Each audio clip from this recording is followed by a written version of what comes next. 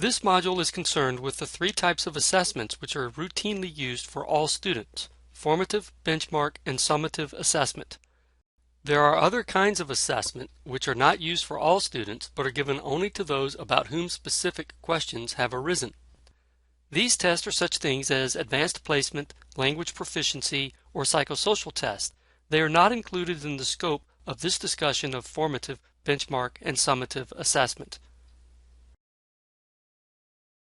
Formative assessment is not an object or a test form. Instead, it is a process used by teachers and students during instruction. It is frequently referred to as assessment for learning, whereas benchmark and summative assessments are referred to as assessment of learning. Here are some examples of the types of activities used in formative assessment. Notice that these activities look just as much like instruction as they do assessment. Benchmark assessment can be done with test forms created by a teacher, district, or a vendor, and by computer adaptive systems that centralize data. Sometimes benchmark assessments are called interim or mini summative assessments. End-of-grade tests and final exams are examples of summative assessment, which are frequently referred to as high-stakes tests. Some tests may be considered benchmark or summative depending on how they are used, and we will explore that in a few moments. We won't try to pigeonhole such assessments as one type or another. What's more important is that we are able to describe what a particular assessment is for and how its purpose drives its use. Keep in mind that the most important distinction is the one that separates assessment for learning from assessment of learning. To go beyond that, let's think of a continuum with formative and summative assessment at either end. This continuum can be used to view 6 different dimensions of assessment. They are purpose, audience, scope, timing, feedback, and implementation. Looking at the first dimension, purpose, we see that formative assessment is done exclusively for instructional reasons. This is why it is referred to as assessment for learning. At the other end, summative assessment has a largely managerial purpose, meaning that it is used to decide such things as promotion of students and evaluation of schools.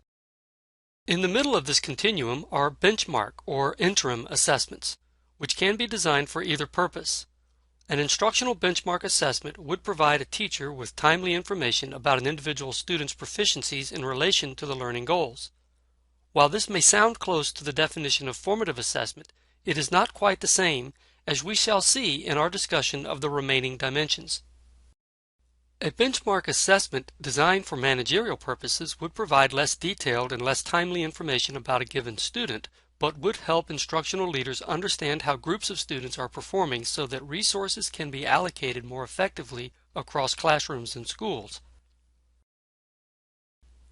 The second dimension is the audience of the assessment. These are the users of the information, whether that information is quantitative or qualitative. Formative assessment has its audience close to the classroom, the students, teachers, and parents who use the information to plan their next steps in the learning process. The audience for a benchmark assessment with instructional purposes also consists of teachers, students, and parents. But if the benchmark assessment has a managerial purpose, the audience would be administrators and groups of teachers seeking guidance for the allocation of resources or for planning professional development. Summative data has the broadest audience, from the students who want to know if they will graduate to school board members who want to assure taxpayers that their money is being well spent. In either case, it is important for the audience to interpret assessment results in ways consistent with the assessment's purpose. Scope of content is the third way to distinguish between types. Formative assessment focuses narrowly on only one or a few learning objectives at a time. Summative assessments are comprehensive, measuring all objectives within a unit, course, or a school year.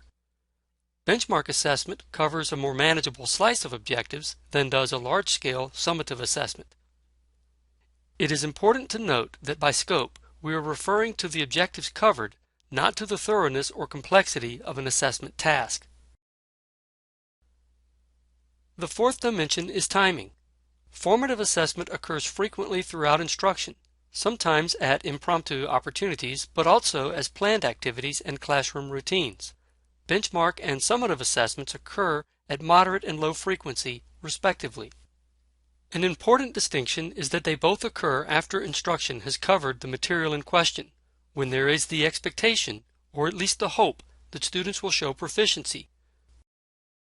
An exception to this is a pre-test post-test combination or a benchmarking system designed to track proficiencies throughout a school year during breaks in the instructional flow. Formative assessment does not carry the same expectations of proficiency because it occurs during instruction. The distinction must be made clear to students so that they will not be distracted by perceived high-stakes consequences. This reinforces the distinction that formative assessment is for learning, while benchmark and summative are assessments of learning. Benchmark assessments designed for instructional purposes can lead to remediation or enrichment, but unlike formative assessment, they typically occur after instruction has been delivered. Number 5 is feedback. Formative assessment relies heavily on descriptive and detailed feedback, in which the student and teacher exchange ideas about the subject matter and how the student is learning it. Feedback from benchmark or summative assessment tends to be evaluative, for example, a letter grade, a scale score, or a performance band designation. As you may expect, the feedback generated by an instructionally purposed benchmark assessment is more detailed than feedback from a managerial benchmark assessment. The sixth and final way we distinguish between assessment types here is by how they are implemented. Formative assessment is implemented according to classroom-generated decisions and not by externally imposed protocols.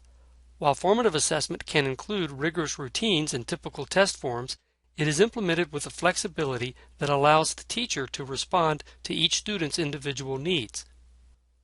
On the other hand, both benchmark and summative assessment are implemented with test rules and other protocols to ensure validity and reliability.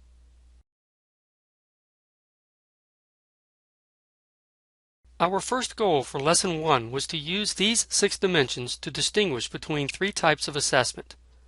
Keep in mind, being able to put a label on an assessment type is not as important as being cognizant of the assessment's purpose and how that purpose is reflected in the other 5 dimensions. Lesson 2 will focus on our second goal, to promote familiarity with the 5 keys to quality classroom assessment.